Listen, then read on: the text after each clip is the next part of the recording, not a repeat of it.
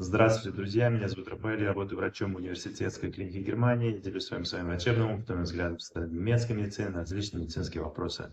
Итак, сегодня разберем с вами такой неприятный, изнуряющий многих признак или симптом, как кашель. Я расскажу вам, какой бывает кашель, какие бывают тревожные признаки при кашле, когда нужно насторожиться, какие бывают противокашлевые препараты, как их применять и когда все-таки нужно обратиться к врачу. Поехали!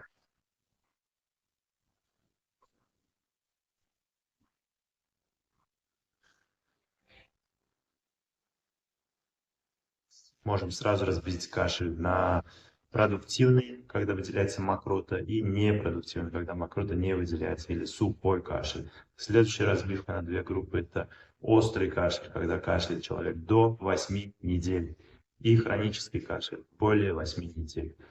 Острый кашель чаще всего связан с инфекцией, вирусной или бактериальной. Хронический кашель чаще всего связан с патологиями, болезнями других органов, например, при сердечной недостаточности, при бронхиальной астме, при неврологических расстройствах, когда нарушается глотательный рефлекс или другие проблемы. Итак, разберем с вами подсказки, которые тревожные, так называемые звоночки, их также в Германии называют red flags или красные флаги,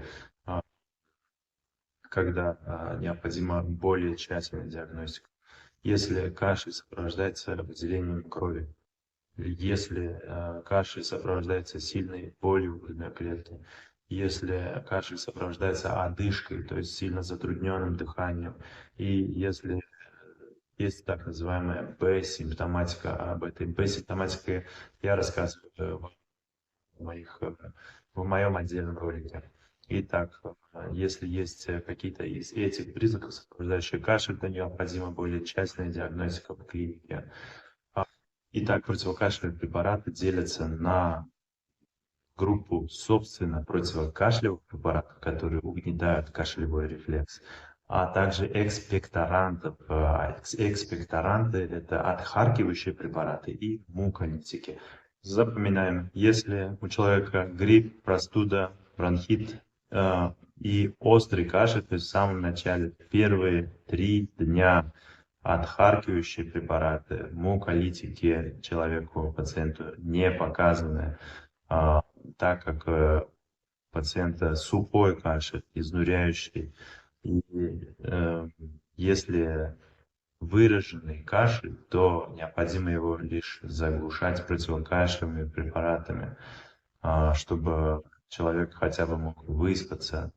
При продуктивном кашле, то есть кашле с мокротой, применяем экспекторанты, которые в свою очередь делятся на отхаркивающие препараты и муколитики.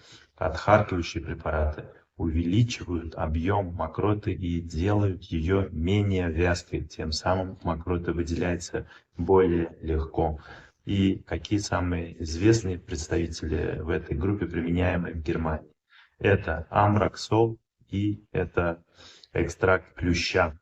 Бромгексин практически не применяется, так как это более устаревший препарат по сравнению с амброксолом.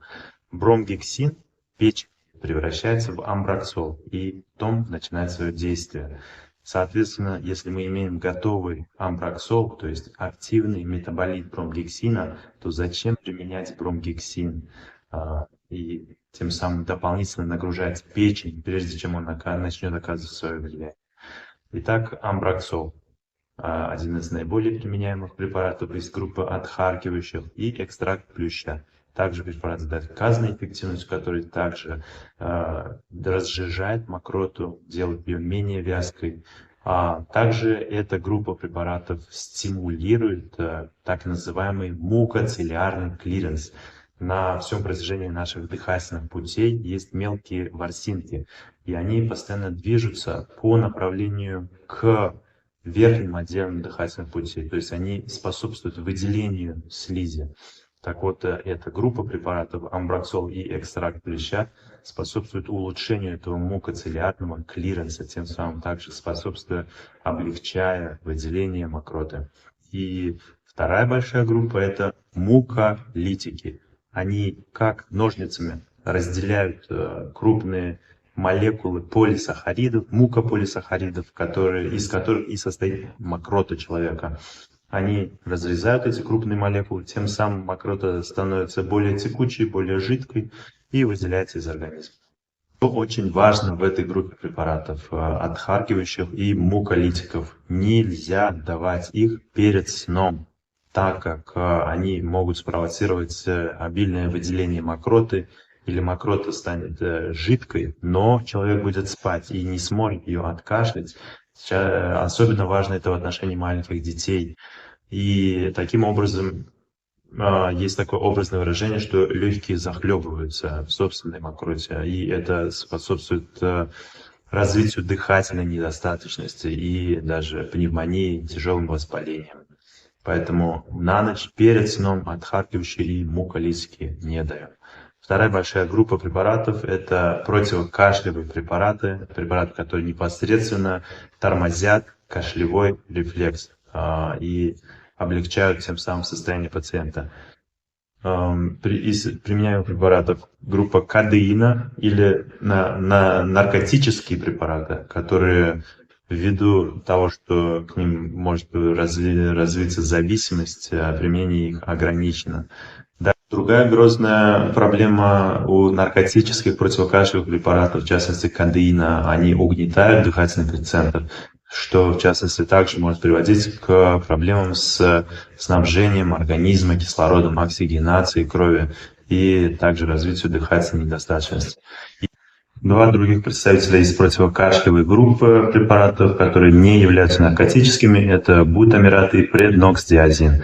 Бутамират является дополнительно не только центральным противокашлевым препаратом, который угнетает кашлевой рефлекс, но и еще и слабым анальгетиком, обезболивающим препаратом. И предноксдиазин, или известный в странах СНГ препарат под названием либексин, это тоже противокашлевый препарат, но является он препаратом периферического действия, то есть делает кашлевые рецепторы менее чувствительными к раздражению внешними факторами. И таким образом мягкая анестезия кашлевых рецепторов приводит к тому, что интенсивность кашля снижается, либо кашель вовсе может затихнуть.